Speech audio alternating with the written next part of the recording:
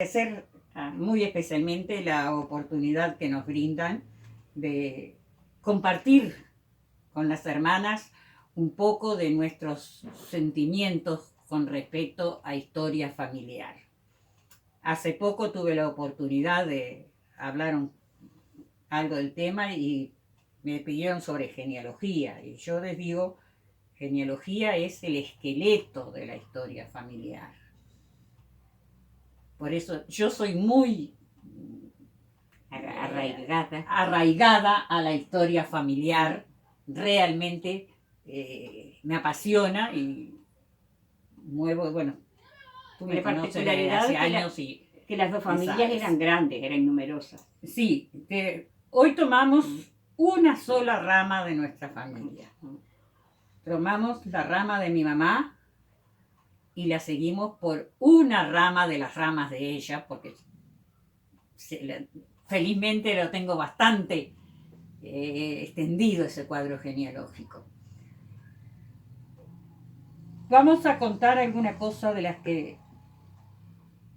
Mamita era una persona sumamente habilidosa, una excelente administradora. Nosotros... Mago era. Sí, mago era. Era maga en la cocina. Y era maga en todo lo que se pudiera, lo que se hiciera, porque nos vestían con la ropa que dejaban de usar nuestras primas mayores y con mejor poder adquisitivo. Comíamos muy bien, porque además de que vivíamos en la frontera, ella tenía su hermosa quinta y se criaban cerdos. Y así. Se criaba un cerdo y nosotros nos buscábamos los huevos de las gallinas. Exacto, también teníamos que recoger los huevos de las gallinas. Habían manzanos en el... Sí, había manzanos tan grandes que bajaba los gajos pesados hasta el fondo. Así que no había mil maneras. Y ahí había una gallina. Ella con todo eso siempre hacía delicias. Delicias. Una cosa imponente como ella podía transformar aquellas cosas Así que nosotros fuimos unas felices, que nunca nos faltó el postre. Cosa que no es fácil cuando eres muy pobre. Sí fuimos porque tuvimos a mamita. Por supuesto se había que comprar un postre, nunca se nos compraron caramelos, ni nunca se nos compraron, si no venía algún tío de afuera que nos regalara, no teníamos. La golosina de nosotros eran las parejas de muñequitos que ella nos hacía cada vez que amasaba. Así que es simplemente un pan común y silvestre, el pan que cualquiera puede hacer en su casa, que ella hacía esa forma de muñequitos. Puse este libro aquí porque cuando llegue al final realmente quiero explicar lo que después supimos de esos muñequitos. Mamita nunca me supo explicar por qué hacía esos muñequitos. Sí los hacían en la casa, sí los hacían los demás, pero ella nunca me supo decir. Porque además ella amasaba todas las, ¿verdad? Sí. Vamos a suponer que toda la semana. Pero ella no dejaba hacer los muñequitos. O sea que era un código del amasijo que era la golosina para los niños. Ahí está, según cómo nos portábamos y todo eso. Aparecían los muñequitos. Sí, aparecían los muñequitos. Eso, por supuesto, de mamita aprendimos montones de cosas. No alcanzaría una noche para contarte todo lo que aprendimos con mamita.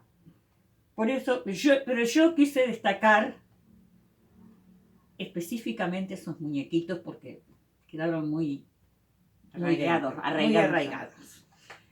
De mi abuela Celia, la madre de mamita, aprendí a hacer los orejones y las frutas. Por supuesto que estos orejones que estoy mostrándoles no son caseros porque en este tiempo ni hay fruta buena Sí. para hacerlo, el durazno que vas a conseguir no va a ser apropiado, ni el clima se presta para hacerlo. El orejón, ellos le llamaban pésigos pasados, es decir, duraznos pasados. ¿Pasados por qué? Por agua hirviendo. Se ponían los duraznos dentro del agua hirviendo y cuando levantaba el hervor se sacaban los duraznos y se ponían en unos grandes sedazos. A mí me parecían grandes, a lo mejor porque yo era muy chica, pero... Y se sacaban todos los días al sol. Había que sacarlos de mañana cuando ya el sol había levantado y había que entrarlos antes de la caída del sol. Que no se humedecieran con el sereno. Si se humedecían, podían echarse a perder.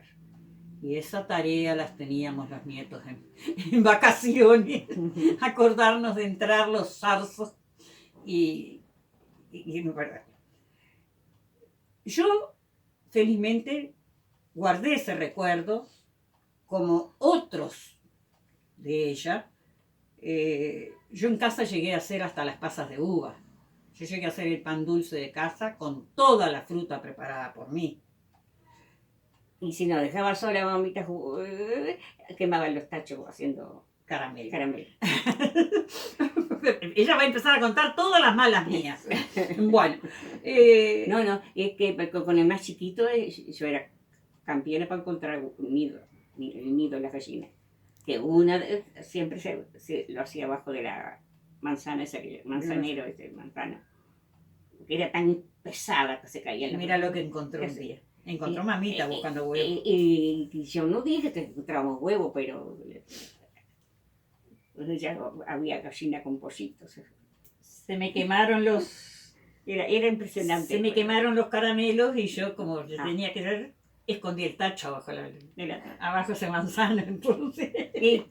Mamita caminó por una semana entera buscando ese tachito. Bueno, vamos a dejarlo ahí.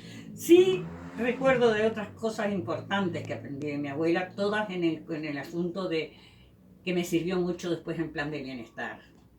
Por ejemplo, a mantener, la carne salada es conocida de todos sabemos lo que es la carne salada y todo eso, pero yo aprendí a conservar la carne fresca, diríamos, y los chorizos. ¿Cómo? Con la grasa caliente.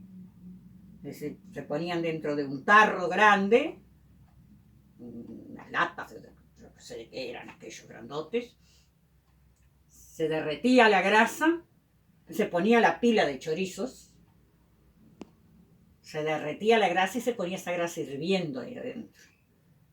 Eso le hacía una especie de precocido al chorizo, pero no lo cocinaba totalmente. Era un precocido, tú tenías que...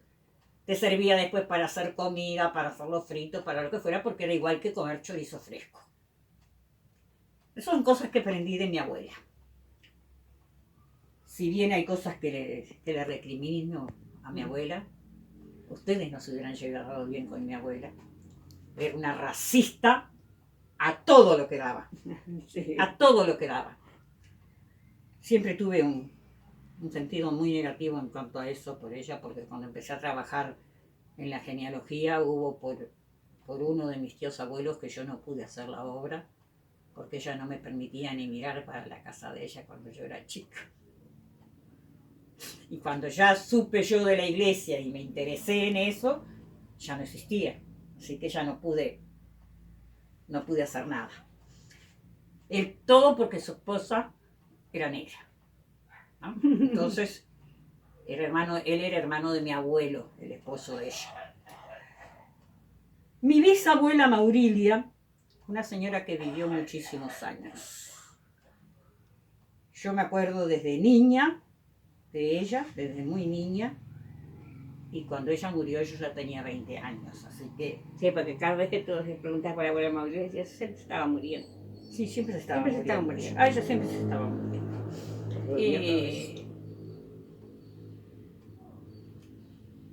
Una de las últimas veces que la vi, cuando llegué al lado de su cama, la tía Herminia, que después vas a ver, hay unas puntillas de ella, la tía Herminia le dice, mamá, ¿tú sabes quién es?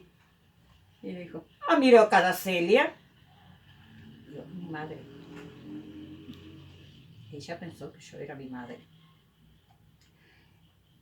En casa de ella, en el patio, no es nada